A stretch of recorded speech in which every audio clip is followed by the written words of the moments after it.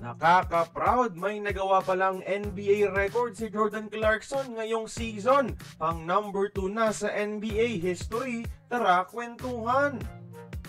Hanggang ngayon, hinahanap pa rin ni kabayan Jordan Clarkson ang tamang pagtimpla ng laro niya sa New York Knicks.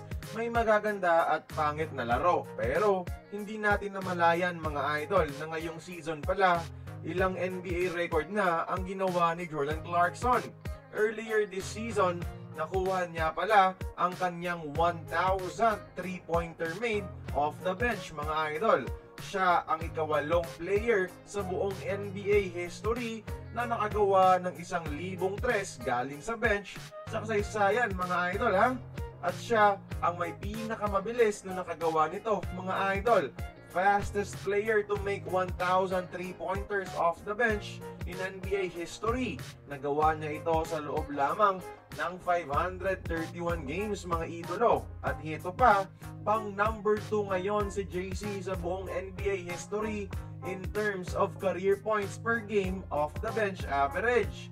May 15.3 points per game average si Clarkson at 0.2 lang yung lamang ng legend na si Kevin McHale na may 15.5 points per game off the bench sa number 1. Take note mga idol ha, career low pa ngayon yung numero ni JC sa Knicks. Kung mas pinagkakatiwalaan lang sana siya nitong si Coach Mike Brown mga idol at tumaas lang ng kahit bahagya ang kanyang scoring average this season, siguradong si Jordan Clarkson sana ngayon ang number 1 sa buong NBA history sa points per game average off the bench. At kahit ganyan kaganda ang history na ginagawa ng isang JC, hindi pa rin siya pinagkakatiwalaan nitong Knicks head coach ha, kahit proven na ng NBA history mismo na isa si Clarkson sa mga best 6 man sa liga. 18 minutes lang bawat laro yung binibigay kay Clarkson at 10.4 points yung average niya.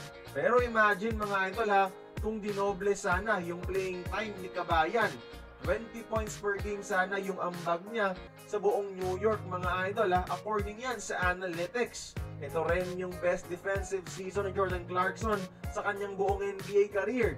At sana makita din ito ni Coach Mike Brown na pati sa depensa mga idol ha, doble kayod ang ating NBA veteran na si JC.